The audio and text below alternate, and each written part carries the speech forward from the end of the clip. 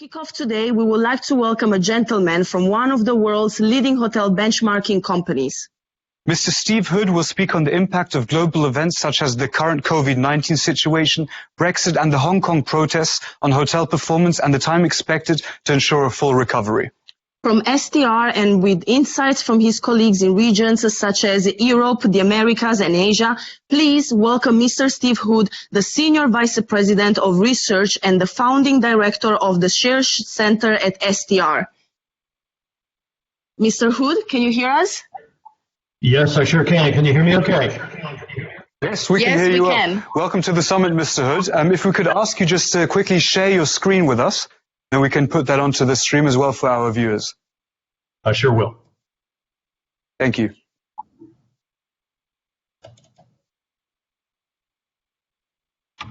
There we go. Wonderful. Thank you very much, Mr. Hood. The floor is yours. Well, it's great to be here and great to be involved in this historic event and very excited about the possibility and the opportunity to spend time with all of you. Today, what I'll be talking on is the impact of global events on the hotel market, and of course, that's a very timely topic, as we all understand. Here's what I'd like to cover on this slide. We'll start off by talking about events, some basics. We'll talk about some recent examples, and the moderators mentioned a few. We'll then look at some what's going on as far as coronavirus, and we'll look at that in various parts of the world. Next, we'll talk a little bit about analyzing impact of an event, and we'll look at what's going on right now and some examples of how people are doing that even now.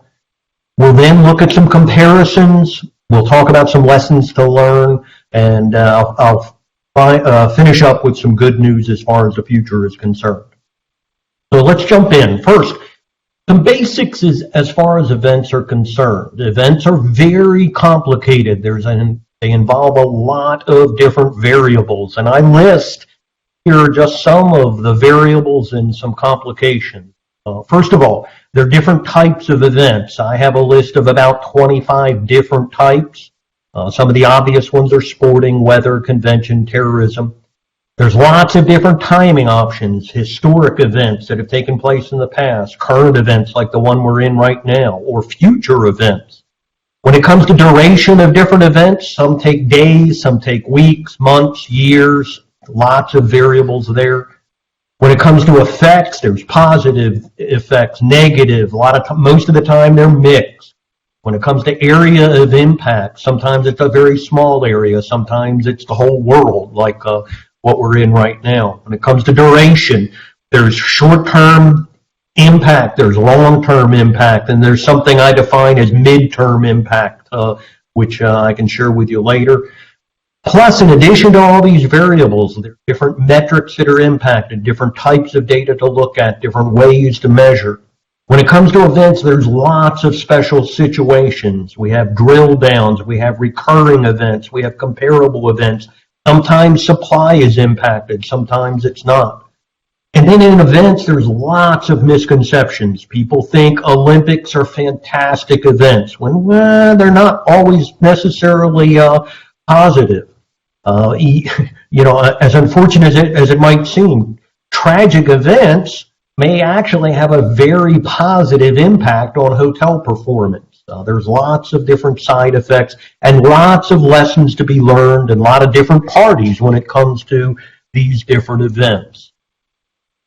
Think about some of the events that have happened just in the last couple years. They seem to be happening at an increasing frequency. I list 5 different examples here, and we'll take a quick look at some of these different examples before we spend time looking at the coronavirus. Here's a look at Hong Kong protests, and Hong Kong has seen a lot of different events. Some are positive, some are negative over the years, but more recently in the summer and fall, look at the impact of the protests upon hotel performance in Hong Kong. We're looking at RevPAR that went down to nearly negative 50% as of January. Very unfortunate situation for the hotels in Hong Kong, and certain hotels, especially higher end hotels, were impacted the most. Think about Australia. The wildfires in Australia have had a significant negative impact in certain areas. Blue Mountains area of New South Wales, most dramatically impacted. During the summer holidays, keep in mind their summer is December, January, February, and look at the negative numbers there. Negative 64% for Blue Mountains, negative 17% South Coast. But then surprisingly, other areas, North Coast and Central Coast, have positive numbers. So as I said, there's lots of complications when it comes to events, and that's just an example of one, but significant negative impact in the Blue Mountains area. As tragic as it might be, terrorism has had a significant negative impact, and we've seen different events over the recent years.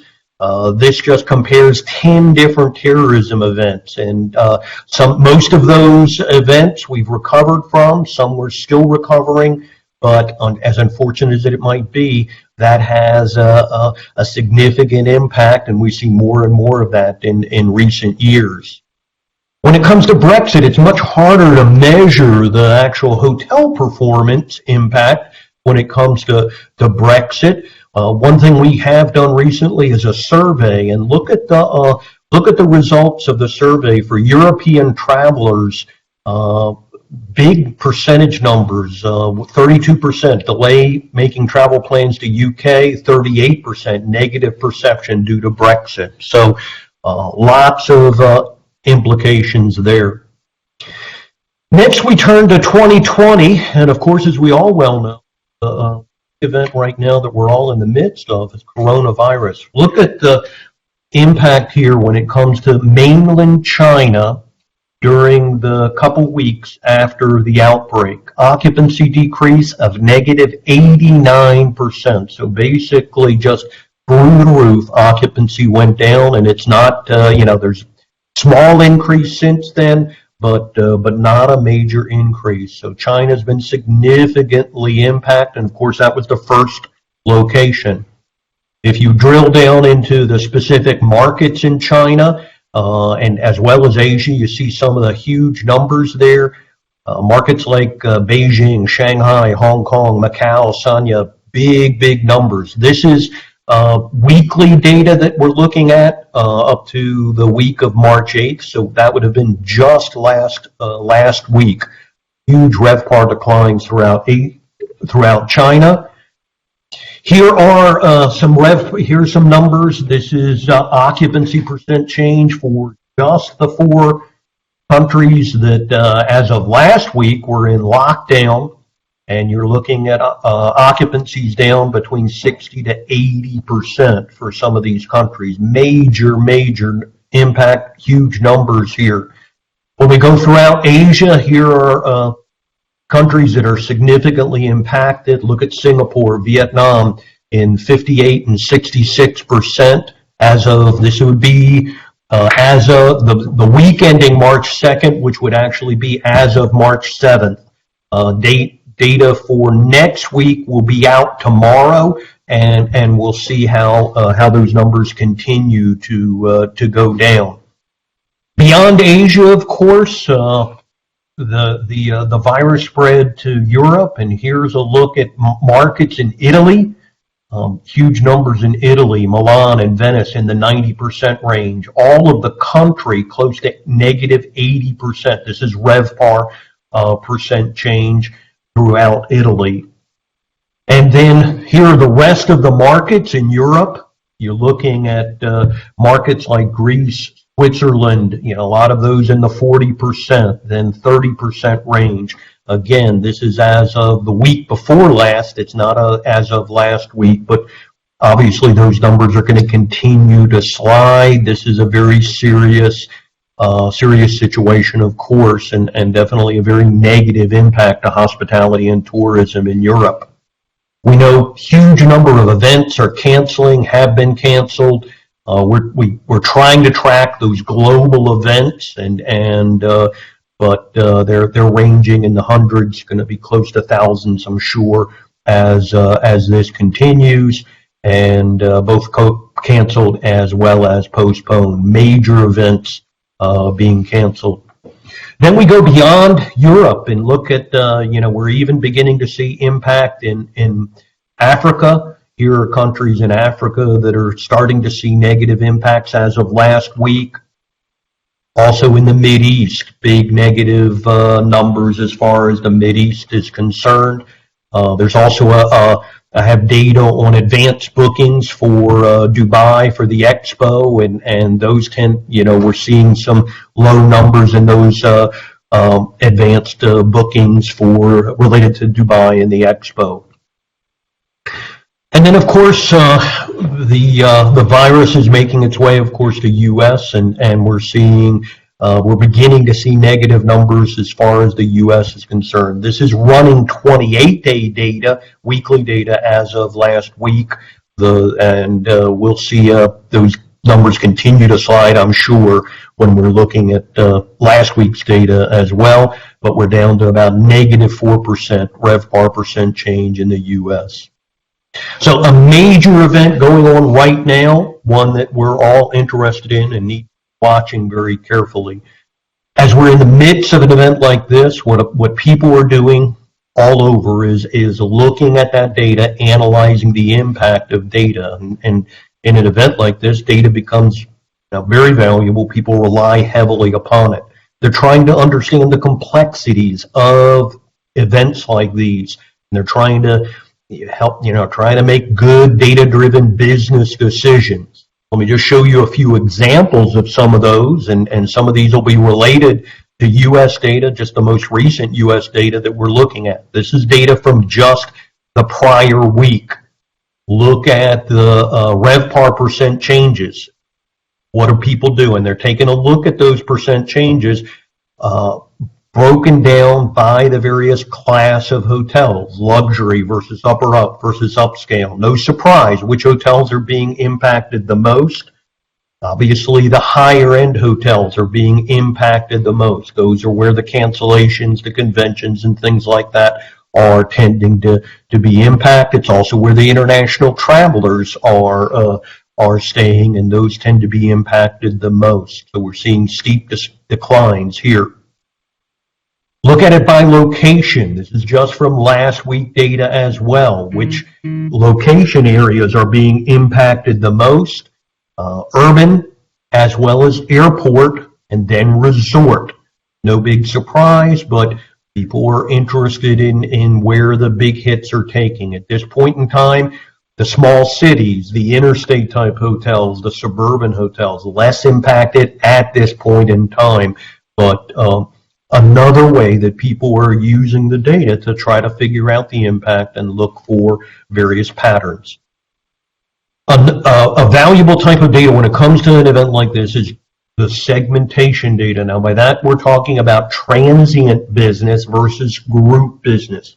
As you wouldn't be surprised, group business is taking the hardest hit at this point in time. If you look at just the data from the prior week, group occupancy down -16%, ADR down as well a little bit, RevPAR down total -17%. Here's a quick breakdown of that segmentation data by market. Just another thing people do. You slice and dice this data in all kinds of different ways. This is that group versus transient data by the top 25 U.S. markets. We can do this for any markets throughout the country if you're interested, and obviously we make this data available to schools and universities around the world to analyze what's going on in their local areas and try to make this as relevant as possible. The U.S. data is just a sample, but look at some of the biggest areas hit: Seattle, Anaheim, San Francisco.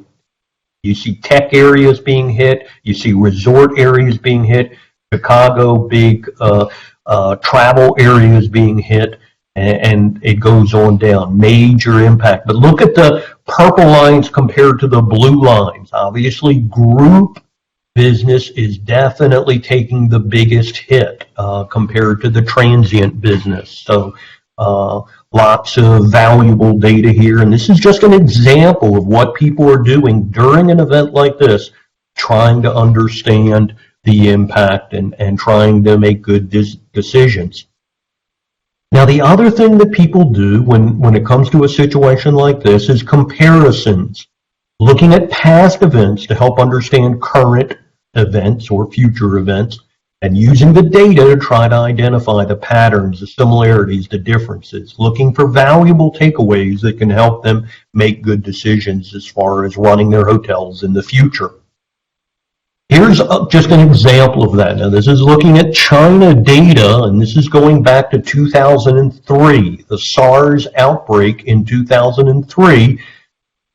And that's obviously an event that people are going to look at very carefully to see the impact. Now look at occupancy and average daily rate in China. This is mainland China during that event.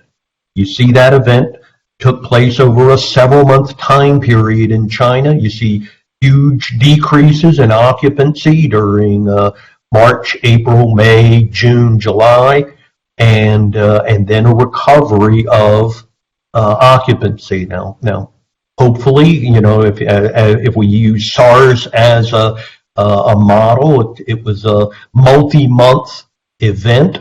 Obviously, the ADR took a hit during that event, not quite as dramatic.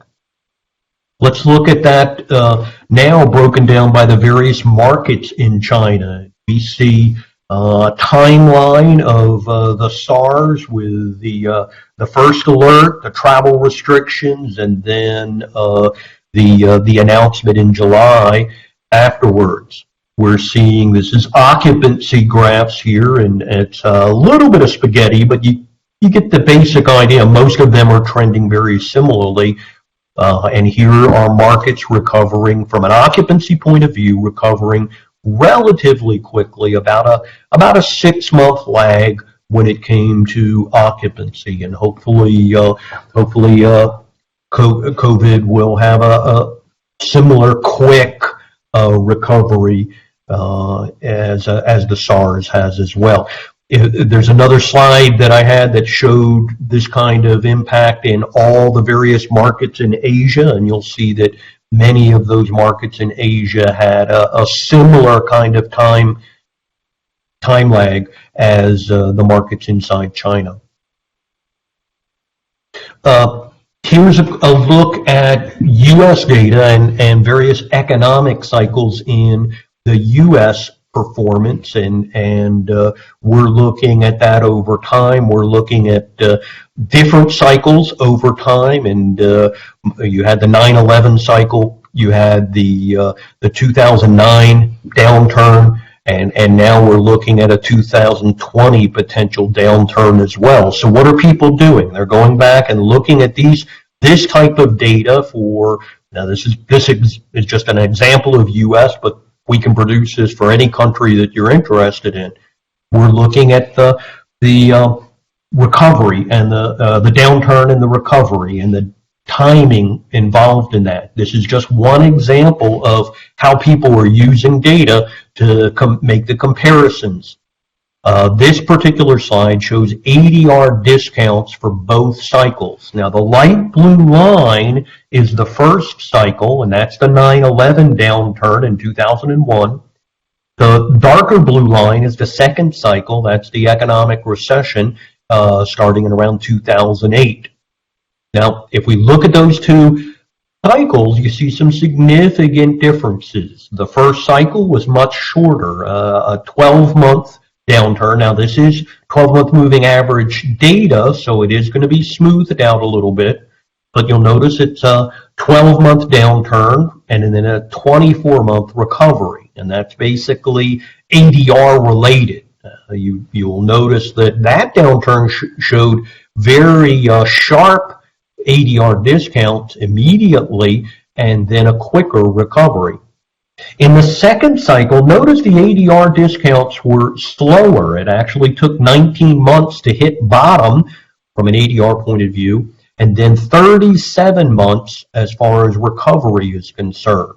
Now, people are thinking that the cycle that we're in could very well be more like cycle 1 rather than cycle 2, but this is a comparison, and this is what people are doing now, going back and looking at past events for that type of information and that type of observations. This is showing the difference between those declines, and when we look at comparisons, we're looking for differences, we're looking for similarities. You'll notice in cycle 1, the ADRs were much steeper at the beginning and then tended to level off and then got back to normal after 12 months. Where in cycle 2, the discounting got a slower start, went down, sort of bottomed out around month 6, 7, 8, and then slowly started to recover, but didn't recover fully until month 18 or month 19. Differences between those two cycles, and obviously now people are trying to figure out the cycle that we're in. Is it going to look more like 1 or more like cycle 2? Here are some different situations as well. Think about the difference between SARS in 2003 and where we're at now in 2019. This shows the reliance upon outward bound China tourism.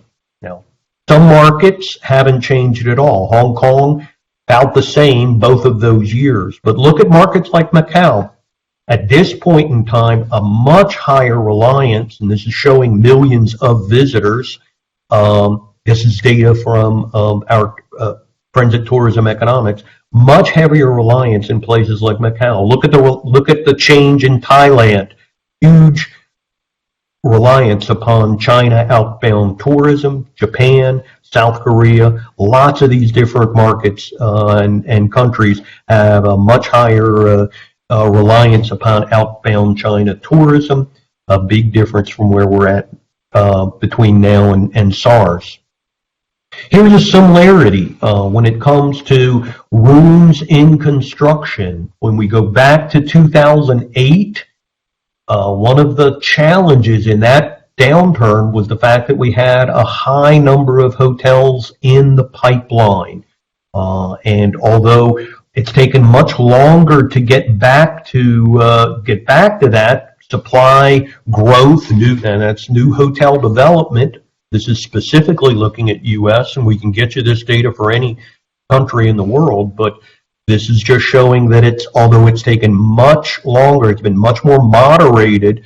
It is almost back. Pipeline, the hotels, this is showing you the actual number of rooms in the pipeline. In other words, hotels that are in construction in the U.S., although it's been much more moderate growth, it is back to that same high level. Now that's unfortunate. That's not a good thing. That's going to be tough. That's because there are those hotels in the pipeline. That's impacting occupancy, of course. Next, let's move ahead to some lessons to learn. And I've pulled out a few slides here and some of the data that we're looking at and some of the comparisons that we're making to try to help identify some lessons to learn. And that's, of course, one of the big things we want to do in an event like this, help our companies and help our hotels make good business decisions. Now, here's an example of one. We're back to segmentation data. Remember, that's the group and the transient data. And this is looking at data in 2009. So in the last downturn, here's an important lesson to learn. Look at the demand. Now remember, demand will be rooms sold. So we're comparing transient to group room nights sold. What do you notice here? Look at the light blue bars for just a second.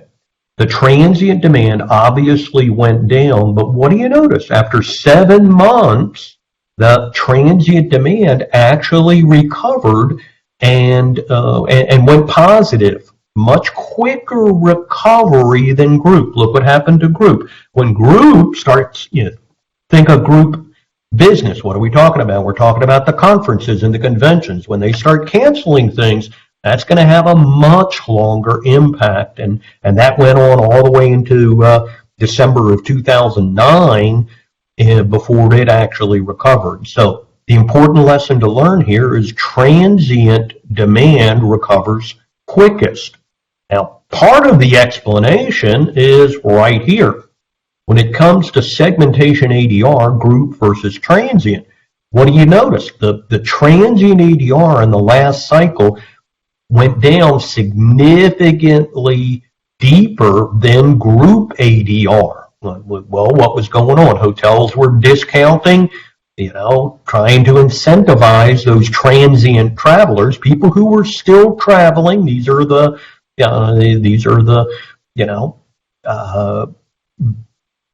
the one-off type business travelers, as well as the people still taking their vacations, and individuals, families still taking their vacations. A lot of discounting going on. If you look at that discounting, that tended to go down close to negative 20%, and that sort of helps explain, or is related to, of course, the fact that transient business came back relatively quickly. So after 7 months, people who still had money, still wanted to travel, they got back and started staying in hotels again. Of course, they were taking advantage of those better rates as well.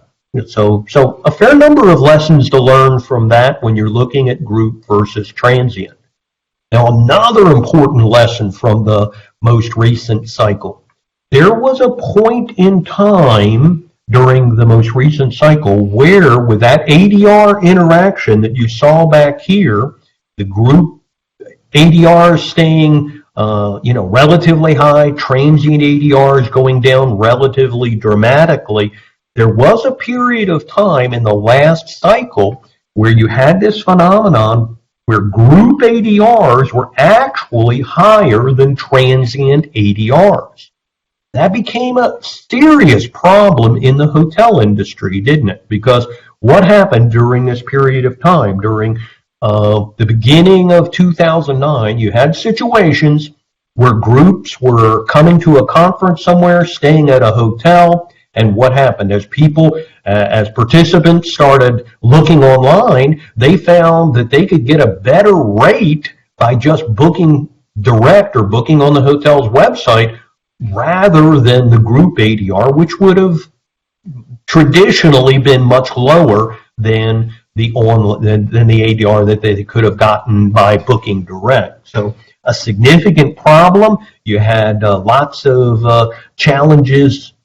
There were stories of groups that actually canceled and went next door to the hotel next door. What do we learn from that? In a situation like this, hotels need to be proactive. They need to understand what the dynamics and come back and look for ways to solve that issue and keep those groups from walking away.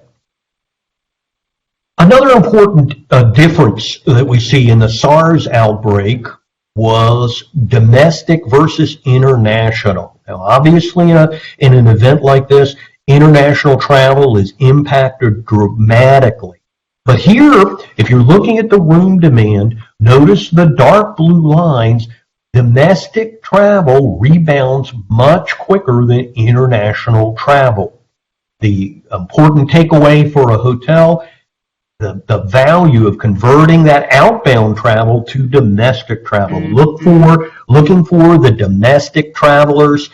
And think about it, I was just talking to a hotel near where I live. It's a hotel, resort type hotel in the mountains. And what's the opportunity that he was taking advantage of? He was looking at finding those people who would normally take an international trip to Europe or to the Caribbean, and now would be instead tempted to take a domestic trip, stay somewhere local, maybe even a drive to destination. And here's a hotel that's looking at trying to take advantage of that trend. Just another important takeaway. Now I'll just finish up with a little bit of good news. Some of those numbers are not super exciting for us in the future, but at this point in time, let's take a look at a few good statistics here. One of the first things to lead off with, people are traveling more than ever. If you look at any country, and here's just an example from U.S., room nights at an all-time historic high. Occupancy, same thing, almost an all-time historic high. So we're starting at a very high place when it comes to demand and occupancies. In the case of U.S. data, even a sharp demand decline would still lead to an annual occupancy of 60%. Now, this is just comparing the downturn between 2007-9. If we had that same kind of a downturn, occupancies would still be very close to 60%. That's still a very high number. Vacation intentions are very strong at some of the strongest numbers we've seen in history. The first graph is from a survey that's done of U.S. households and vacation intentions, in other words, people planning to take a vacation in the next 6 months, at an all-time high. And if you'll notice, over the last 2.5 years, those numbers continue to be moving up on a monthly basis. The second graph is a graph we just recently did, an online survey conducted just as recent as March 10th of 300 Chinese travelers looking at their intent to travel. 50% of those people surveyed planned to take a leisure trip more leisure trips in the next 12 months compared to the prior 12 months. The good news there, people are traveling, intentions are strong, and so hopefully the rebound will be very, very quick. Before I take questions, a fair amount of the event data and the event basics come from a training and part of a certification. If anybody is interested, a student or a professor, we're more than glad to make that available to you. Just shoot me an email and let me know. But I'll stop at this point and see if we have questions related to the presentation. Yes, thank you very much, Mr. Hood. Really, thank you so much for sharing all this data with us. I'm sure a lot of us have learned a lot from the numbers you've presented to us and also the interpretation you gave for us. We have received a couple questions for you. So if you have a couple seconds, if we could proceed with those. I'm just going to double check that you're still with us. There we go. Okay. So the first question we have is, how long do you think that hospitality will truly need to recover from this? Because you compare this event to events such as 9/11 or the SRAS, which happened in 2003.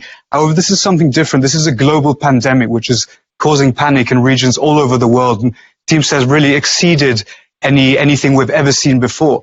So how long could this continue after? How long will hospitality take to fully get back on its feet and land straightforward?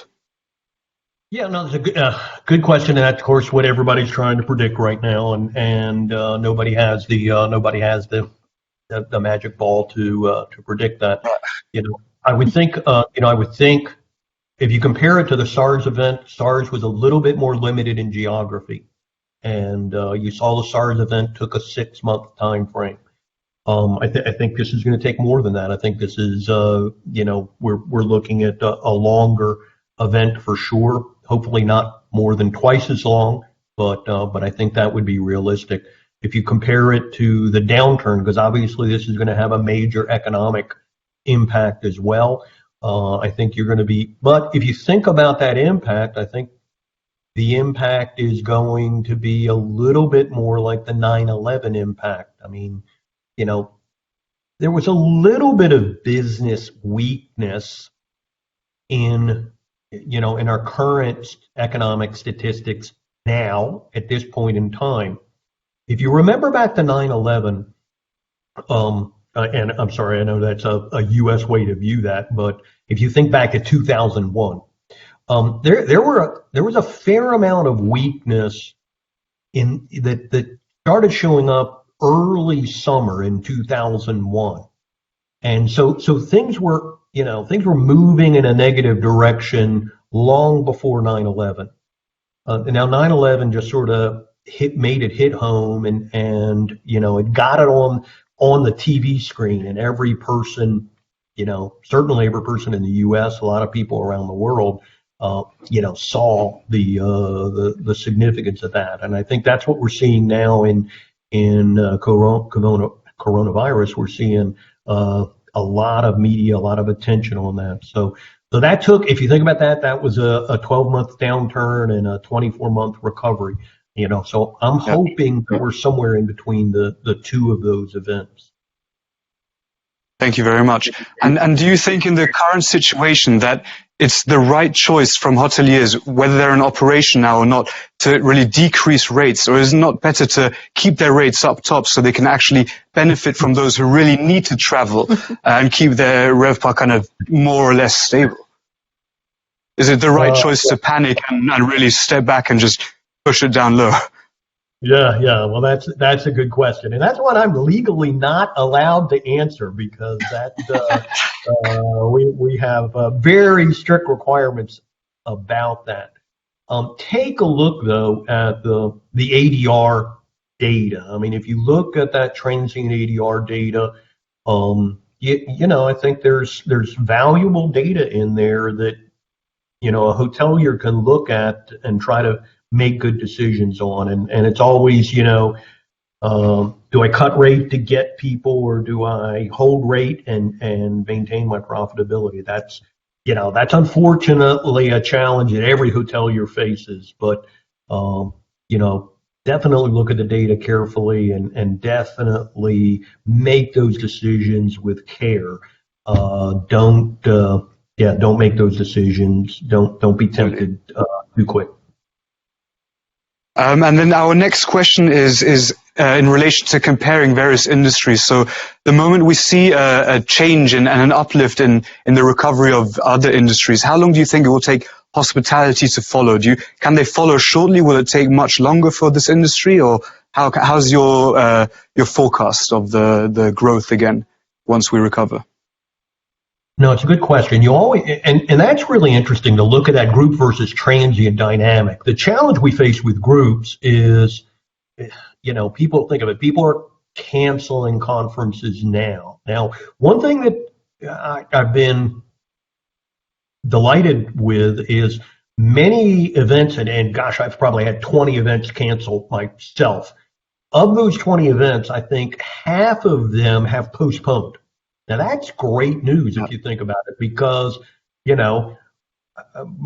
my fall is now totally booked. And the good, hopefully I'll be as busy, I'll be much busier in the fall than I had originally anticipated. So I think the good news is if these these companies and business in general looks for a quick postponement, then we're going to see not as dramatic a drop in group business and the group numbers over time. One of the hopeful things here again is this was not, this event was not based on, in most cases, not based on weak business numbers. Businesses in most cases are doing well. So hopefully that will encourage them to postpone things, not cancel things, get back to traveling in the fall, and help lead to a quicker recovery. Absolutely. And how do you reckon the current situation, so the whole COVID-19 situation, will influence future events and the execution of future events and hospitality gatherings in that case as well? Well, that's great. And that's why I'm, so excited by what you guys have done. I think this is, my hat's off to the YHS planning committee for not giving up, and I think that's just, an important thing for the future. Looking for alternative. What's having a backup plan, think of it, even when you do have an event like this, what do we do for people who can't be here in general? I mean, in person, wouldn't it be neat that if every event in the future now has a way to include more participants by having a virtual. Mr. Hood? Virtual option. Wouldn't that be cool as a virtual bar is the future? And I think that, that could be a major lesson that we learned from this particular event that we're going through right now. For opening doors to new opportunities and carrying on with an open view, really. So exactly. Do you reckon this is the main positive thing that we can take away from all this, or is there anything positive as well you see in these darker times?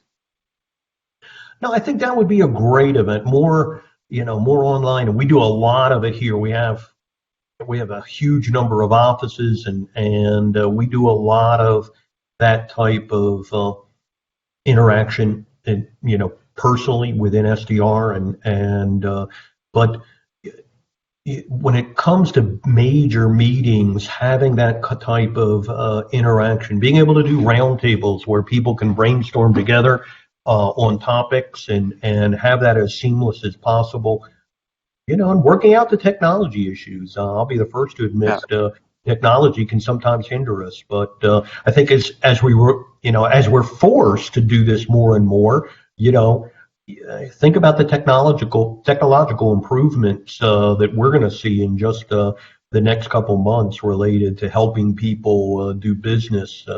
I think that's a positive step for sure. Absolutely, thank you. And one last question. I think in these times we can get a bit of a glimpse to see how unprepared the government can really be should a certain situation like this come up. How do you think hospitality professionals and hoteliers can sit back, talk about it, and really prepare for something that could happen similarly in the future as well? What are steps that could be taken? Could it be hotels implementing more health services, more leisure club services? What changes do you foresee in the industry as we see it nowadays? Yeah, no, it's interesting. I think every hotel, every company is going to now have a plan to incorporate things like this. I mean, think about, I know we have a lot of student participants. Think about everything your schools have done in the last couple months just to reorganize. And I was talking to a Lausanne professor who was talking about the food court and everything different at the Lausanne food court just related to this. You guys can all appreciate the differences. And I think we're going to see that in every hotel. We're going to see every company think through that, think through cleanliness issues. And I know, I know professors who've preached that for, food and beverage professors that have preached that for years and never really gotten much attention. And now all of a sudden people are going to be paying attention a lot more than trying to listen and act on it. Yeah. Well, thank you very much, Mr. Hood. That's all the questions we have for today. Thank you again for sharing all your data with us, and I wish you all the best and healthiness and everything for the rest of you back at STR as well. Thank you very much. And please, if any of the students or any of the universities out there would like data to see what's going on in their particular part of the world, please drop me an email, shood@str.com or sharecenter@str.com. We'll be more than glad to get you data on what's going on so you can do that same type of analysis that I've demonstrated in the PowerPoint. Thank you very much. Thank you very much, Mr. Hood. All the best to everyone. Bye-bye. Thank you. Well, this was a very interesting talk, and I'm sure our industry can hopefully be better prepared should something like this happen in the future again. I'm sure we all learn from Mr. Hood, and we continue with hopefully a brighter vision. So now, after Mr. Hood, we're going to take a coffee break. Please grab a coffee, water, a snack. We are going to be back to you shortly.